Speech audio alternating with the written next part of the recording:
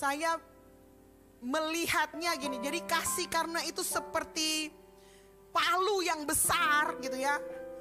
Palunya Tuhan, palu raksasa yang akan datang menghancurkan kebiasaan-kebiasaan burukmu. Banyak di antara kita gitu ya, banyak di antara kita pasti memiliki, ya bukan banyak, kita semua pasti memiliki kebiasaan-kebiasaan ya. Dan beberapa di antaranya kebiasaan yang benar-benar buruk. Sebelumnya mari kita buka dulu Yohanes pasal 1 ayat 16 dan 17. Jangan terlalu diam-diam saudara, nanti saya jadi takut saudara. Rofi, kamu ribut di situ kerjanya ya. Ditemani Niko dan Yongki. Siapa yang paling ribut? Paling duluan kawin. Kecuali Mas Yongki. Mas mau ribut lain. Yohanes 1 ayat 16 sampai 17. Mari kita baca sama-sama dengan suara nyaring saudara-saudara. 1, 2, 3. Karena dari kepenuhannya kita semua telah menerima kasih karunia demi kasih karunia.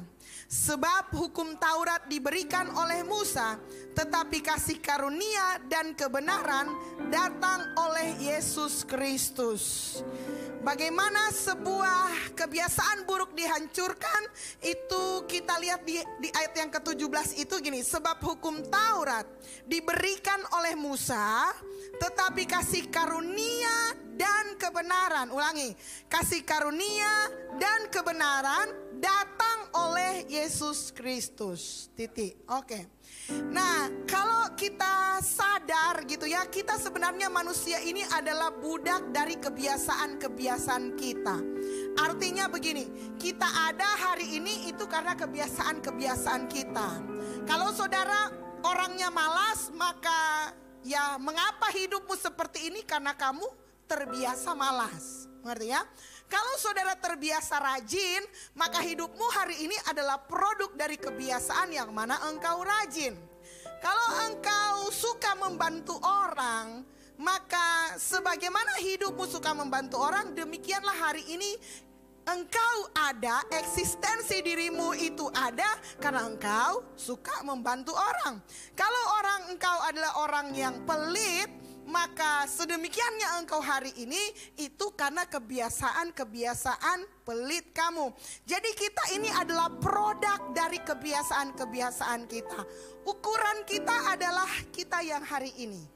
Inilah hasil dari kebiasaan kita hidup sebelum hari ini. Mengerti ya? Apa yang kita lakukan setiap hari akan menghasilkan siapa kita. Bukan apa yang kita pikirkan saja saudara-saudara, tetapi apa yang kita lakukan, kerjakan setiap hari, itulah kita. Nah, saya tulis di sini ada kebiasaan yang produktif, tetapi ada juga kebiasaan yang tidak produktif. Kebiasaan yang tidak produktif akan menggiring kita, mengundang kita masuk pada kehidupan yang tidak beruntung. Kalau pakai bahasa Alkitab, tinggal di jurang kemiskinan kira-kira karena kebiasaan-kebiasaan yang memang tidak produktif. Sebaliknya orang-orang yang punya kebiasaan-kebiasaan yang produktif, maka hidupnya juga akan banyak menghasilkan. Ada seorang penulis yang sangat terkenal, sebuah buku yang cukup menghebohkan di zaman saya kuliah dulu, gitu ya, ditulis oleh seorang yang bernama Stephen Covey. Dia dari gereja Mormon, saudara-saudara, dan itu bukan buku Kristen, tetapi dia menulis tentang pengembangan manusia. Dia mencatat di situ ada 7 kebiasaan manusia yang efektif yang akan membuat kita sukses, kira-kira seperti itu. Dan saya nggak ingat 7-7-nya, saudara-saudara, tapi saya ingat yang pertamanya. Yang pertama dari 7 kebiasaan manusia yang paling efektif adalah, ingin tahu nggak saudara? Benar. Siapa yang ingin tahu angkatan belakang saya? 7 kebiasaan manusia yang paling efektif. Nomor 1 itu adalah proaktif. Sama-sama bilang proaktif. Jadi kalau proaktif artinya saudara mengambil inisiatif. Saudara nggak perlu disuruh-suruh. Saudara mengerjakan sesuatu itu memilih untuk melakukan lebih dulu. Proaktif. proaktif. Oke, jadi saudara yang melakukan lebih dulu itu lebih gampang. Sama-sama bilang kepada temannya, bilang, "Hei, lakukan lebih dulu." Kalau saudara kalau saudara mau menyapa orang, jangan tunggu orang lain memberi salam dulu. Saudara lebih dulu yang kasih selamat. "Hey bro, apa kabar?" Gitu ya. Kalau saudara ingin melakukan sesuatu, lakukan lebih dulu. Sama-sama bilang, lakukan lebih dulu. Jangan selalu tunggu dia, oh nanti kalau dia datang minta maaf baru saya minta maaf. Tidak, orang yang efektif, orang yang sukses adalah orang-orang yang proaktif, yang bertindak duluan. Oke, nggak pakai istilah nunggu, oh dia dulu baru saya, enggak. Semua orang yang sukses berhasil menurut buku itu adalah orang yang proaktif. Dan itu salah satu kebiasaan yang mengubah saya sebenarnya. Saya orangnya sebenarnya pilih-pilih teman waktu itu. Saya lihat temannya, kalau saya nggak terlalu suka orang itu, maka saya nggak akan berbicara duluan. Itu dulu. Hari ini saudara pasti kenal saya. Gitu ya, biar nggak kenal mungkin saya akan sapa duluan. Saya orangnya nggak terlalu murah senyum dulu. Sekarang sudah jadi murah senyum. Terjadi perubahan kebiasaan. Karena saya tahu, oh itu kebiasaan akan menjadikan siapa saya. Kalau saya orangnya nggak berubah untuk jadi orang seperti itu, yang lebih dulu memberi salam, yang lebih dulu menunjukkan sesuatu, yang lebih dulu melakukan ini, yang lebih dulu menjadi contoh dan lain-lain sebagainya, maka saya nggak akan jadi seperti hari ini. So, salah satu kebiasaan yang baik untuk kamu kembangkan adalah proaktif. Sama-sama bilang proaktif. Itu akan membuat kamu jadi produktif. Nah, untuk lebih kerennya saudara cari Google bukunya dan saudara baca. Saudara lakukan 7 itu, hidup saudara pasti akan berubah. Amin. Nah, pada awalnya saudara-saudara, kita hidup tuh begitu bebas. Nah, mengapa sampai ada orang-orang yang terikat dengan kebiasaan-kebiasaan buruk? Dia tahu bahwa itu buruk, tapi dia masih melakukannya lagi. Dia tahu bahwa itu menghalangi rencana Tuhan dalam hidupnya, tapi entah bagaimana dia selalu jatuh di lubang yang sama. Mungkin dia ada usaha untuk contoh menghentikan dia dari misalnya dia pakai obat-obatan atau merokok ataupun kecanduan pornografi. Ada waktu di mana saya lelah dengan ini semua, saya mau berhenti. Saya tidak mau merokok. Tapi kemudian dia temukan dirinya 3 hari kemudian dia perokok lebih banyak dari sebelum dia berhenti rokok. Dulu saudara tahu rajin. Saudara harus rajin. Saudara orangnya males. Kerja apa? Wih males. Dia aja, mereka aja. Saya males. Tapi saudara tahu males nggak bagus juga males. Akhirnya saudara rajin. Tapi saudara cuma rajin 2 hari. Hari ketiga saudara malas, lebih malas sebelumnya. Saudara tahu bahwa menyimpang itu adalah sesuatu yang baik. Oke? Saudara lihat saudara punya kamar berantakan sampai satu hari, saya harus bersihkan kamar ini. Lalu saudara bersihkan kamar itu. Boleh berapa lama itu kamar bersih terus? Nggak tunggu 3 hari, berantakannya mungkin lebih berantakan dari sebelumnya. Sih mengerti? Artinya ada kebiasaan-kebiasaan yang begitu mengikat kita sehingga kita tidak bisa menghasilkan kebiasaan yang baru. Sekarang pertanyaannya, dari mana lahir ikatan-ikatan kebiasaan ini? Pada mulanya Tuhan menciptakan kita itu makhluk yang free. Bebas, nggak ada ikatan-ikatan, nggak ada kebiasaan-kebiasaan yang seperti itu. Kita hanya hidup saja menyenangkan hati Tuhan. Kita hanya hidup saja sesuai dengan kehendak Tuhan. Tapi itu jauh di Taman Eden. Sesudah manusia jatuh ke dalam dosa, sesudah manusia setuju dengan godaan si jahat, sepakat dengan dia yang ikutin apa kata-katanya, dosa masuk dan berkuasa. Saudara-saudara, kita kehilangan kemerdekaan kita dan kita hidup dikuasai oleh dosa. Ketika kita hidup dikuasai oleh dosa, maka kebebasan yang kita miliki sebelum kita jatuh dalam dosa menjadi berbahaya bagi kita. Karena kebebasan itu mendatangkan efek atau konsekuensi yang akan membahayakan kita. Akhirnya saudara-saudara, untuk melindungi, sama-sama bilang untuk melindungi. Untuk Untuk melindungi manusia, maka Tuhan mengeluarkan hukum Taurat. Saya tahu banyak di antara kita yang kurang senang dengan dengar kata hukum Taurat. Karena kita penggemar kasih karunia. Versnya kasih karunia. Hukum Taurat itu dulu-dulu. Tetapi kalau kita lihat urutannya, sejarahnya. Sebenarnya hukum Taurat itu bukan sesuatu yang mengerikan banget juga. Hukum Taurat adalah hukum Tuhan, guys. Hukum Taurat adalah perintah Allah. Betul gak? Dan karena itu perintah Allah, maka hukum Taurat itu seharusnya kudus. Dan dia memang hukum yang kudus dan kekal juga. Hukum Taurat itu adalah standar atau ukurannya Tuhan. Jadi Tuhan ingin gitu, karena kita bebas dan kita telah tercemar oleh dosa. Jadi supaya kita gak liar, Tuhan kasih hukum Taurat untuk memagari kita dalam bentuk aturan-aturan. Ini yang harus kamu lakukan, ini yang boleh kamu lakukan, dan ini yang tidak boleh. Untuk melindungi kita supaya kita tidak terbiasa berbuat jahat. Sampai di sini ada amin? Jadi sesungguhnya hukum Taurat ini adalah sebuah sistem yang lengkap, kudus dan murni. Hukum Taurat diberikan kepada Musa dan harus dijalani oleh manusia. Jadi memang hukum Taurat itu dibuat oleh Tuhan untuk kita. Bukan untuk Tuhan, saudara-saudara. Untuk kita manusia, untuk menjaga. Sama-sama bilang pagar. Jadi pagar supaya kita nggak melakukan hal yang membahayakan diri kita. Nah, hukum Taurat itu sendiri mengatur perilaku. Inti dari hukum Taurat itu mengatur perilaku manusia. Dan perilaku kita atau sikap kita sehari-hari itu terbentuk setiap hari menjadi kebiasaan-kebiasaan yang mengikat.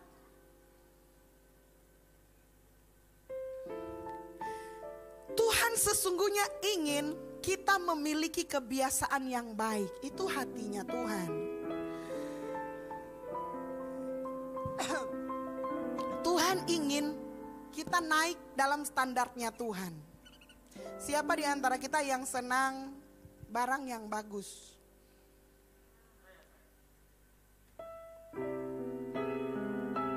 Produk yang bagus. Saudara, ada sepatu di pasar 45 harga 50.000. Ada ya? 103 le ada stom. Murah ya? Ada sepatu di Mantos itu harganya 2,5 juta. Saya mau tanya, sepatu yang 2,5 juta ada yang beli gak? Ada.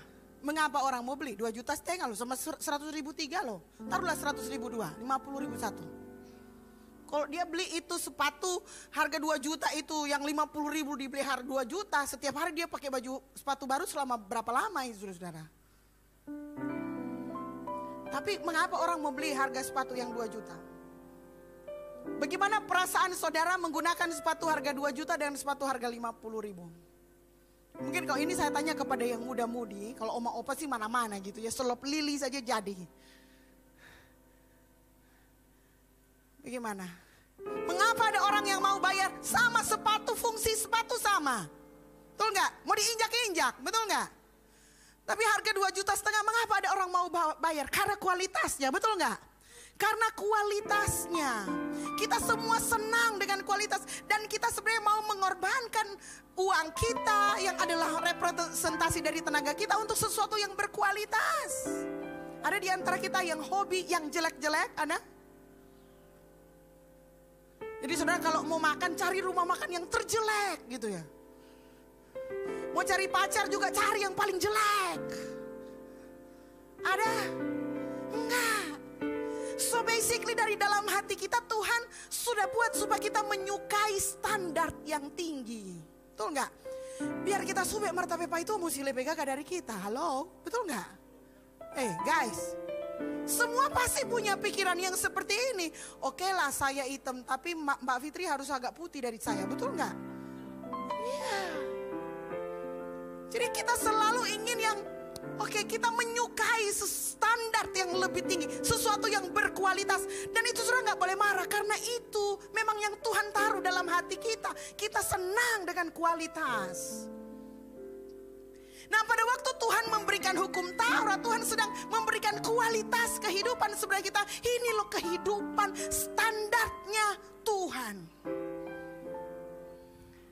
Namun saudara-saudara, karena dosa telah menguasai kita sedemikian rupa, akhirnya standar Tuhan itu enggak mampu kita bayar, enggak mampu kita penuhi. Walaupun kita selalu ingin. Ibaratnya kalau saudara mau beli sepatu 2,5 juta, saudara sudah kumpul. So 1,9 juta. Tiba-tiba saudara lihat, aduh ada tas lagi sana, diskon 50%. Beli tas dulu, tas. Jadi gagal lagi saudara. Nggak akan penuh standar itu karena ada distraction, ada gangguan yang membuat engkau memenuhi standarnya Tuhan. Mengerti maksudnya? Tuhan ingin kita masuk di standarnya Tuhan, tetapi selalu ada saja gangguan yang menghalangi kita untuk tidak memenuhi standarnya Tuhan. Dalam hal ini hukum Tauratnya Tuhan. Kita manusia tidak ada satupun di antara kita yang bisa memenuhi standarnya Tuhan. Karena saking tingginya standar itu. Yakobus 2 ayat 10 sampai 11. Sebab barang siapa menuruti seluruh hukum itu tetapi mengabaikan satu bagian daripadanya, ia bersalah terhadap seluruhnya. Wow, standarnya sangat tinggi saudara-saudara. Sebab ia yang mengatakan jangan berzina, ia mengatakan juga jangan membunuh. Jadi jika kamu tidak berzina tetapi membunuh, maka kamu menjadi pelanggar hukum juga. Kamu gak berzina, kamu gak membunuh, tapi kamu mengingini milik sesamamu, kamu melanggar hukum juga. Melanggar satu hukum akan membuat kamu menjadi pelanggar seluruh hukum. Betapa tingginya standar itu. Galatia 3 ayat 10 saudara-saudara. Karena semua orang yang hidup dari pekerjaan hukum Taurat berada di bawah kutuk. Sebab ada tertulis, perhatikan saudara-saudara, terkutuklah orang yang tidak setia melakukan segala sesuatu yang tertulis dalam kitab hukum Taurat. Sekali lagi ya saudara-saudara, terkutuklah orang yang tidak setia melakukan segala sesuatu yang tertulis dalam kitab hukum Taurat ini. Tidak setia artinya tidak melakukan terus-menerus. Hari ini saudara taat, besok saudara nggak taat, saudara masuk dalam kategori terkutuk. Wow. Pada akhirnya saudara-saudara, hukum Taurat akan menyadarkan kita kalau kita tidak sempurna dan bahwa manusia tidak bisa melakukan semuanya terus-menerus, ulang-ulang, karena kita nggak akan pernah sampai di hukum Tuhan yang sempurna itu. Roma 3 ayat 20 sampai 24, begini firman Tuhan. Sebab tidak ada seorang pun yang dapat dibenarkan di hadapan Allah oleh karena melakukan hukum Taurat. Karena justru oleh hukum Taurat orang mengenal dosa. Tetapi sekarang tanpa hukum Taurat, kebenaran Allah telah dinyatakan seperti yang disaksikan dalam kitab Taurat dan kitab-kitab para nabi. Ayat 22. Yaitu kebenaran Allah karena iman dalam Yesus Kristus bagi semua yang percaya, sebab tidak ada perbedaan. Karena semua orang yang telah berbuat dosa dan telah kehilangan kemuliaan Allah dan oleh kasih karunia telah dibenarkan dengan cuma-cuma karena penebusan dalam Kristus Yesus. Saya baca terjemahan bahasa Inggrisnya supaya saudara dapat full, oke? Are you ready? Roma 3 ayat 20 sampai 24 terjemahan NLT. For no one can ever be made right with God by doing what the law commands. Tidak ada orang yang bisa dibuat menjadi baik oleh Tuhan hanya dengan melakukan hukum Taurat. The law simply show us how sinful we are. Hukum itu hanya menunjukkan kepada kita betapa berdosanya kita. Saya kasih ilustrasi seperti ini saudara-saudara. Saudara masuk di sebuah mansion, sebuah istana gitu ya. Rumah yang banyak pintunya gitu ya. Saudara berjalan di sebuah gang. Itu pintu-pintunya tertutup semuanya. Saudara jalan-jalan, tiba-tiba ada satu pintu ditulis dilarang masuk. Apa yang muncul di pikiran saudara? Semua enggak ada tulisan. Ini ada tulis dilarang masuk. Ada apa di dalam situ ya? Apa yang akan kita lakukan? Mau cari masuk. Kita penasaran. Begitulah hukum Taurat itu menunjukkan how sinful we are. Betapa kita ini orang yang berdosa. But now God has shown us a way to be made right with Him without keeping a requirements of the law, as we was promised in the writing of Moses and the prophet long ago. We are made right with God by placing our faith in Jesus Christ. Kita dibuat jadi benar oleh Tuhan dengan melalui iman kita kepada Yesus Kristus. Itu kata ayat ini, sama seperti dengan bahasa Indonesia. And this is true for everyone who believe, no matter who we are. For everyone has sinned. We all fall short of God's glorious standard. Ulangi ya. For everyone has sinned. We all fall short of God's glorious standard. Semua orang telah berbuat dosa dan telah kehilangan kemuliaan Allah. Itu dalam bahasa Inggrisnya, orang semua jatuh dan tidak memenuhi standarnya Tuhan, gitu loh. Saking tingginya hukum Tuhan. Dan saudara tahu, Tuhan tahu bahwa kita sudah gak memenuhi syarat. Itulah Tuhan kita. Tuhan tahu, Tuhan lihat bahwa hukum yang seharusnya melindungi kita ternyata gak bisa melindungi kita. Karena begitu dibilang dilarang mencuri, malah mencuri. Dilarang menginginkan milik sesamamu, malah menginginkan milik sesama orang lain. Jadi itu membuat Tuhan kemudian melakukan sesuatu yang kita gak pernah pikir sebelumnya. Sesuatu untuk menolong kita. Dia bilang kalau gak ada seseorang yang bisa memenuhi hukum ini, harus ada, harus digenapi. Itu sebabnya Yesus datang. Jadi Allah mengutus Yesus Kristus, atau Allah di dalam Yesus Kristus datang supaya semua tuntutan hukum Taurat itu bisa dipenuhi. Yang percaya bilang amin. Nah, tuntutan hukum itu harus dipenuhi. Karena kalau nggak dipenuhi ada penaltinya, saudara-saudara. Gitu ya. He did this through Christ Jesus when He freed us from the penalty of our sin. Jadi keberdosaan kita mendatangkan penalti. Kalau saudara pernah berurusan dengan bank, saudara pasti tahu apa artinya penalti. Gitu ya. Nah, oleh karena dengan hukum Taurat manusia menjadi mengenal namanya dosa, maka Tuhan datang gitu ya. Jadi Tuhan yang tadinya berpikir seharusnya ini menjadi pagar dan melindungi kita, kok malah justru membuat manusia ini semakin liar, semakin terikat dengan kebiasaan-kebiasaan yang menghancurkan mereka. Yang tadinya mereka harusnya hukum ini adalah untuk supaya mereka menghormati Tuhan, mereka pakai hukum ini untuk menyakiti hati Tuhan. Dan itu yang dilakukan oleh orang-orang Farisi. Mereka menggunakan hukum-hukum itu, mereka mencari celah dalam hukum-hukum itu untuk menghukum orang lain. Dan kemudian yang paling mengerikan adalah orang-orang yang melakukan hukum Taurat. Ketika mereka memakai hukum Taurat untuk menghukum orang lain, mereka seolah-olah sedang mempersalahkan Tuhan. Itu kan Tuhan berhukum. Betapa menyakiti hati Tuhan ketika kita manusia menggunakan hukum Taurat yang diberikan kepada kita untuk melindungi kita. Kita gunakan sebagian, kita manipulasi, kita pakai untuk merugikan orang lain, dan kita persalahkan Tuhan. Kan Tuhan yang berikan hukum ini. Nggak boleh petik gandum di hari Sabat. Itu hukum Tuhan.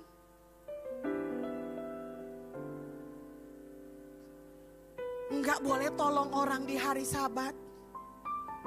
Mereka miss hatinya Tuhan.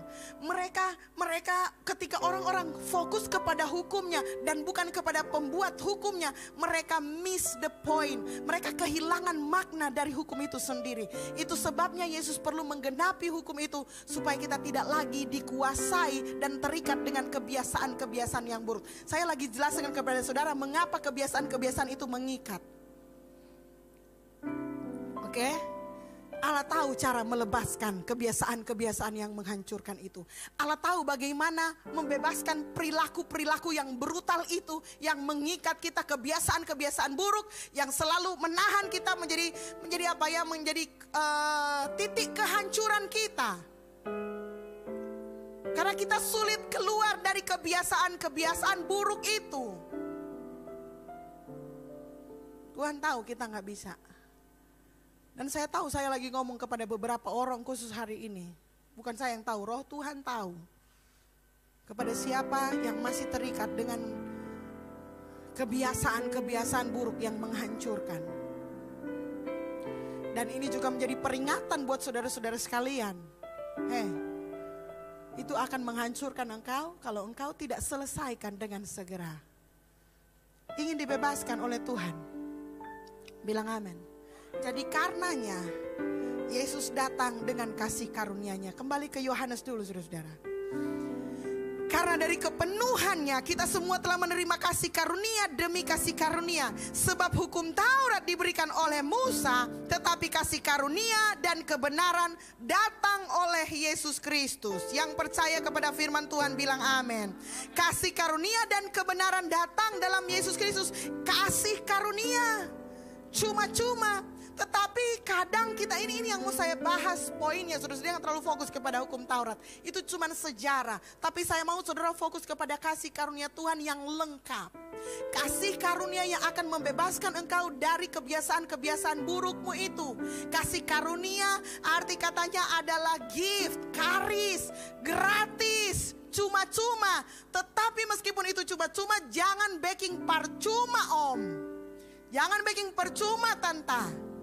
Karena banyak orang belakangan ini justru menyia-nyiakan kasih karunia. Dan mereka berpikir kasih karunia itu adalah sesuatu, ada yang untuk kita hidup di bawah kasih karunia. Jadi kita jalani sesuai kasih karunia. Semua adalah kasih karunia. Dan kita kemudian justru terjebak secara membabi buta dalam kasih karunia yang kita gak mengerti dengan lengkap. Dari mana kisah itu, pastor? Dari mana pastor tahu? Dari firman Tuhan. Mari kita lihat firman Tuhan. Di dalam Yohanes 8 ayat 2-11. Kita baca sama-sama ya, saudara, dengan suara nyaring. 1, 2, 3. Pagi-pagi benar ia berada lagi di bait Allah dan seluruh rakyat datang kepadanya. Ia duduk dan mengajar mereka. Jam berapa pagi kira-kira pagi-pagi benar? Jam berapa? Pastor Ramli jam berapa itu pagi-pagi benar? Mas Yongki jam berapa? Jam 5 ya? Niko? Bukan 9.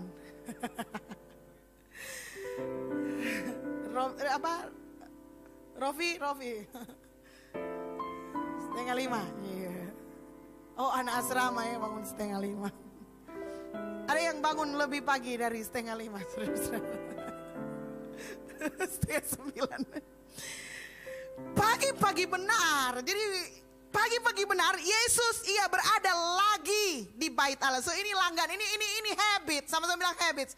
Pagi-pagi benar ia di bait Allah dan seluruh rakyat datang kepadanya, ia duduk dan mengajar mereka. Ayo sama-sama ayat 3, 1, 2, 3. Maka ahli-ahli Taurat dan orang-orang Farisi membawa kepadanya seorang perempuan yang kedapatan berbuat zina. Mereka menempatkan perempuan itu di tengah-tengah, lalu berkata kepada Yesus, Rabi, perempuan ini tertangkap basah ketika ia sedang berbuat zina. Musa dalam hukum Taurat memerintahkan kita untuk melempari perempuan-perempuan yang demikian. Apakah pendapatmu tentang hal itu? Ayat 6. Mereka mengatakan hal itu untuk mencobai dia, supaya mereka memperoleh sesuatu untuk menyalahkannya. Tetapi Yesus membungkuk lalu menulis dengan jarinya di tanah. Dan ketika mereka terus-menerus bertanya kepadanya, ia pun bangkit berdiri lalu berkata kepada mereka, barang siapa di antara kamu tidak berdosa, hendaklah ia yang pertama melemparkan batu kepada perempuan itu. Lalu ia membungkuk pula dan menulis di tanah. Tetapi setelah mereka mendengar perkataan itu, pergilah mereka seorang demi seorang, mulai dari yang tertua.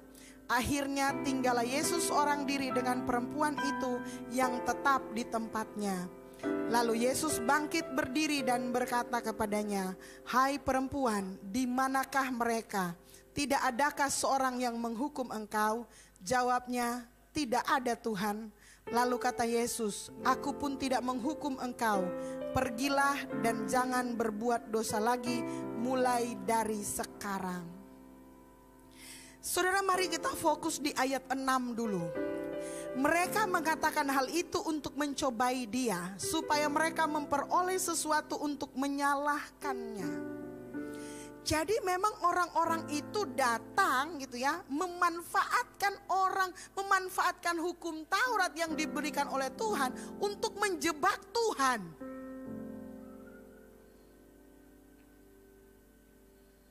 Oke. Sebenarnya kasus tadi pagi itu cocok sekali.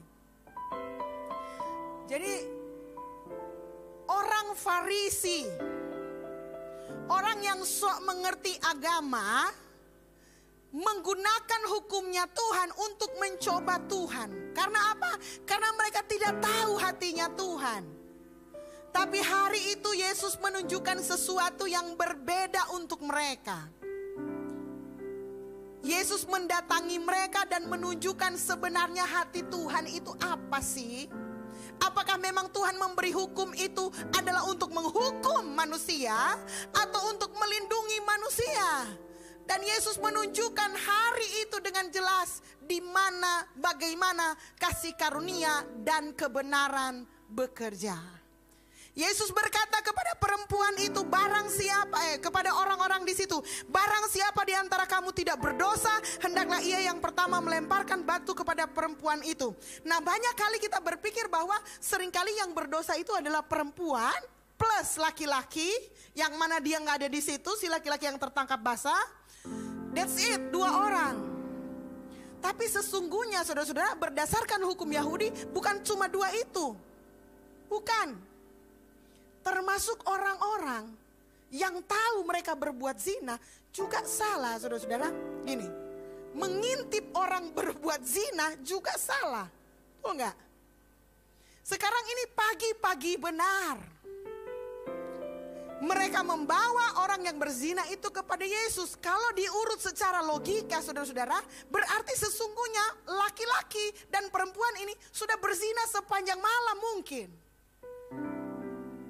Mereka sudah tahu dia orang yang kedapatan berzina tuh nggak kayak kita lagi jalan di lorong, lalu kemudian tiba-tiba lihat anjing, anjing kaweng, kedapatan lu berzina, kan nggak begitu, saudara-saudara.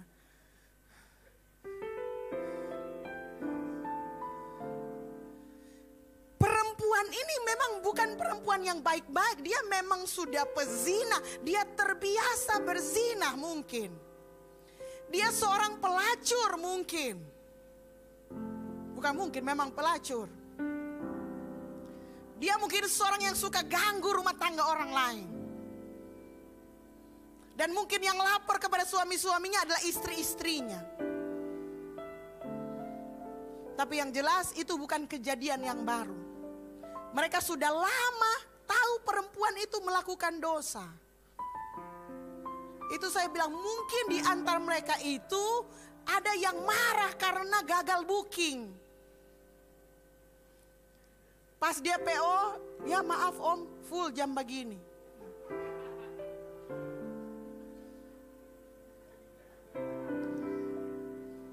Kita ada kosong jam begini, jam begini karena rame jadi sedikit tinggi DP tarif. Om Lia, ya enggak mampu om Pepo Poji. Marah om. Dia bilang awas ngana. Kedapatanlah mereka. Jadi gini, jadi orang-orang yang ada di situ sudah tahu. Kan gini, hukum Taurat itu orang yang tahu dan tidak menegur aja salah, betul nggak? Mengintip. Ini berzina, so ini bukan seperti yang saya bilang tadi. Dan artinya semua yang Yesus tahu, mereka tahu. Itu sebabnya Yesus menemukan cara yang bijaksana untuk membuat mereka kapok sebenarnya. Keluar dari kebiasaan untuk mempersalahkan Tuhan. Yesus tanya, oke, siapa yang tidak berdosa lempar batu pertama kali. Dan akhirnya mereka sadar bahwa mereka juga berdosa. Sudahlah dengan mereka, kembali kepada perempuan. Ini contoh di mana kasih karunia dan kebenaran bekerja, oke? Kasih karunia berkata kepada perempuan itu, mana itu laki-laki? Nggak adakah yang melempar batu kepadamu? Perempuan yang itu dari tadi nggak ada suaranya, kali ini baru dia bersuara. Tidak ada Tuhan. Saudara lihat kalimatnya, tidak ada Tuhan. Apa dia bilang, saudara? Tidak ada Tuhan. Dia enggak bilang, enggak ada om. Dia bilang, enggak ada Tuhan. Itu sebuah pernyataan iman. Perempuan ini percaya bahwa Yesus adalah Tuhan. Enggak ada Tuhan. Yesus enggak datang dan cerita, akulah jalan dan kebenaran dan hidup. Akulah Tuhan, sembahlah Tuhan. Enggak. Perempuan itu dalam pergumulannya antara hidup dan mati, dia sadar bahwa Yesus adalah Tuhan. Sehingga waktu Yesus bertanya kepadanya, hai perempuan, di manakah mereka? Tidak adakah seorang yang menghukum engkau? Jawabnya, tidak ada Tuhan. Lalu kata Yesus, aku pun tidak menghukum engkau. Pergilah dan jangan berbuat dosa lagi mulai dari sekarang. Perempuan yang berzina ini mungkin adalah seorang yang memang kebiasaan berzina. Dia punya habit adalah memang melanggar hukum Taurat. Jangan berzina, dan dia berzina terus menerus. Entah karena apa. Tapi ketika kasih karunia datang, kasih karunia bilang apa? Aku tidak menghukum engkau. Karena begitulah kasih karunia bekerja. Hukumnya ditanggung oleh Yesus. Kamu yang bersalah, kamu yang berdosa, penaltinya saya yang tanggung. Kamu yang berbuat, kutuknya saya yang pikul. Itulah kasih karunia. Bilang amin, saudara-saudara. Itulah kasih karunia yang kita terima. Tetapi saudara-saudara, untuk menghancurkan kebiasaan-kebiasaan buruk wanita itu enggak cukup hanya kasih karunia. Kasih karunia itu adalah palu untuk menghancurkan kebiasaan itu. Tapi itu sebabnya Yesus bilang begini, pergilah dan jangan berbuat dosa lagi mulai dari sekarang. Kalimat jangan berbuat dosa lagi mulai dari sekarang itulah kebenaran. Sama-sama bilang kebenaran. Saudara begini karena dingin atau saya jadi takut kalau saudara begini sama saya. Kelihatan saudara orang Farisi. Enggak. Bela dia. Ya, sorry, ini just intermezzo. Karena gini, aku tidak menghukum engkau. Itulah kasih karunia. Kita tidak dihukum karena dosa kita, karena perbuatan kita. That's kasih karunia. Pergilah. Lalu ada di situ bagian yang lain. Jangan berbuat dosa lagi mulai dari sekarang. Mengapa banyak orang justru gitu ya, setelah hidup dalam kasih karunia Tuhan, belum bebas dari kebiasaan buruk. Karena mereka percaya kepada kasih karunia, tapi mereka lupa bahwa kasih karunia itu datang bersama dengan kebenaran.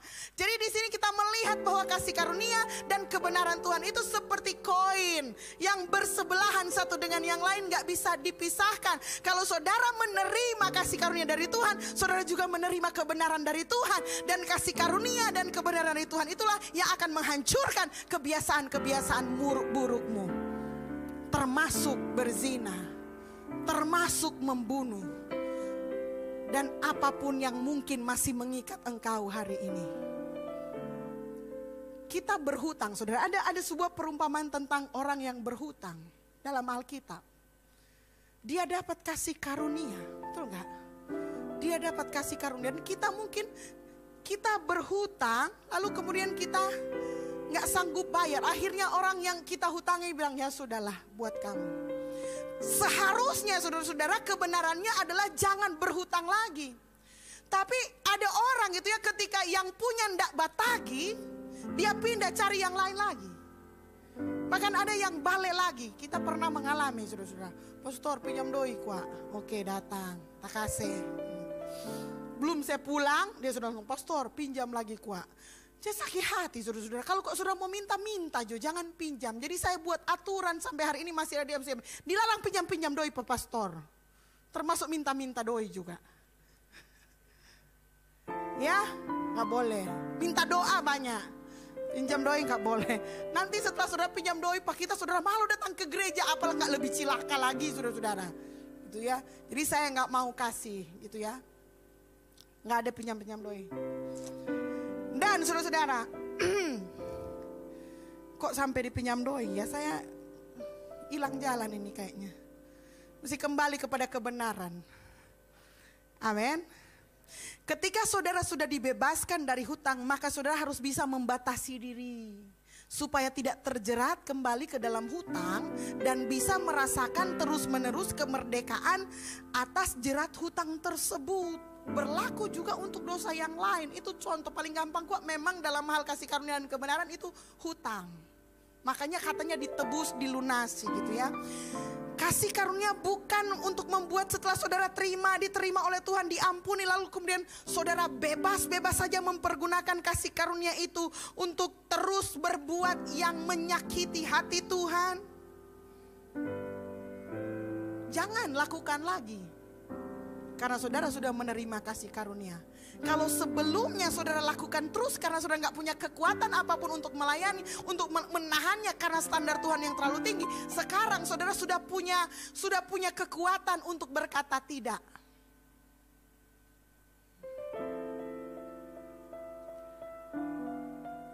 Waktu kita menerima kasih karunia Tuhan, hidup kita jadi berubah.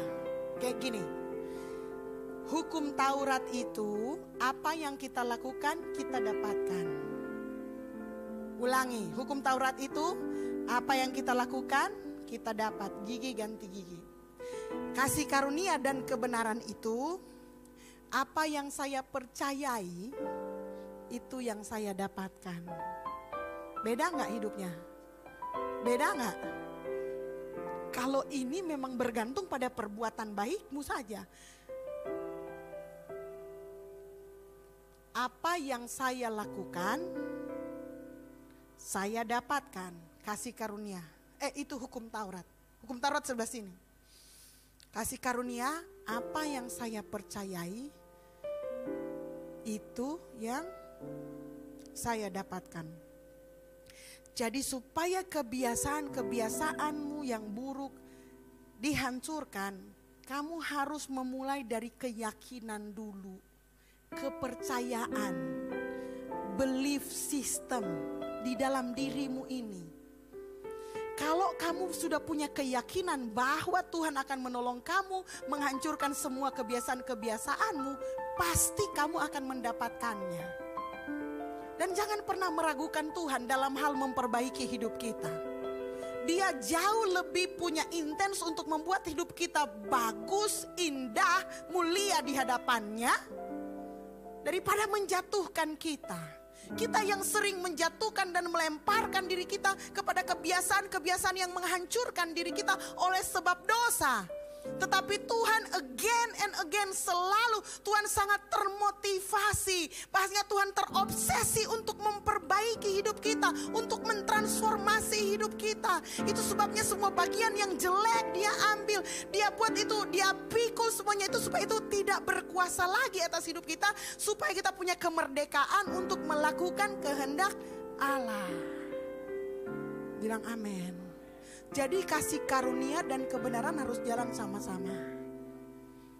Di staf gereja kalau saudara jadi full timer di MCM, saudara akan dapat salary, sejumlah salary.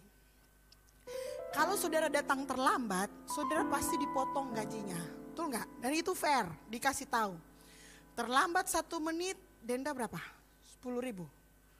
Ya, terlambat 1 menit, jadi jam 9 kita kumpul, jam 9.01 potong 10.000. 10.000 atau 20.000, lupa saya. Nanti tanya pada orang yang sering dipotong, pernah dapat potong? Nah, dipotong. Terlambat 2 menit dipotong sekian, terlambat 5 menit potong sekian, terlambat setengah jam potong sekian, terlambat setengah jam potong kalau nggak salah 100.000, pokoknya lebih lama lebih besar, itu yang saya tahu. Tetapi itu tidak membuat, karena misalnya gini, kan saya terlambat sudah potong, jadi besok saya boleh terlambat, nah apa cuma potong leko sadiki gitu. Itu kan namanya orang kurang ajar, betul nggak? Hanya karena dia pikir, kan sudah dibayar konsekuensinya. Enggak, saudara-saudara.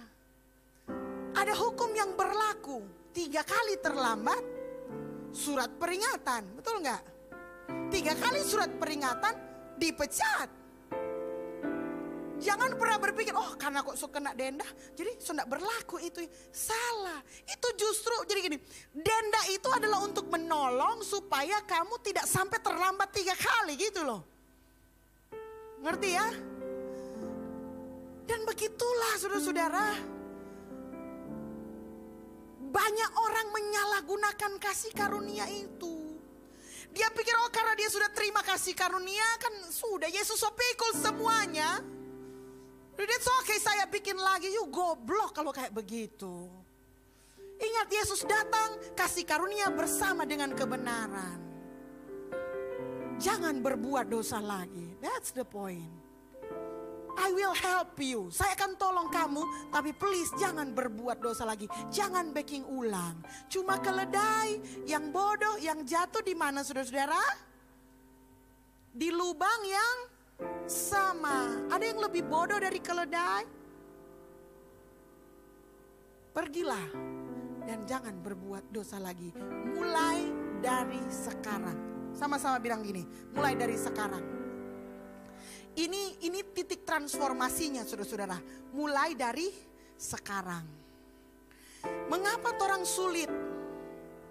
Karena orang baru bilang begini, besok Jo baru bertobat sungguh-sungguh. Mengapa orang gagal diet? Karena pikir, nanti besok Jo diet. Saudara, kita suka sekali mau berjalan pagi. Mari kita selalu kalau mau jalan pagi banyak alasan. Besok Jo, panas ini pagi, besok Jo. Besok enggak panas, bilang, coba somu-somu, besok Jo. Akhirnya saudara-saudara, suami saya, dia sudah semakin bagus badannya karena dia rajin olahraga. Saya nggak olahraga jalan pagi lagi. Karena saya selalu, besok Jo, begini. Bulan depan komang kita semua sungguh-sungguh, bulan depan. Itu sudah dari bulan Agustus tuh. Pernah ada bajalang 1 minggu. Yes, semangat. Kita selebe dulu pagi-pagi. Cuma 1 minggu. Serta panas sadiki, semua itang lagi kita. Nanti tunggu Jo. Kita terbangun, pokoknya banyak sekali penundaan. Akhirnya nggak bisa saudara-saudara. Ngerti maksudnya? Jadi kata kunci transformasi adalah jangan berbuat lagi, mulai dari sekarang. Kalau saudara mau puasa, sekarang.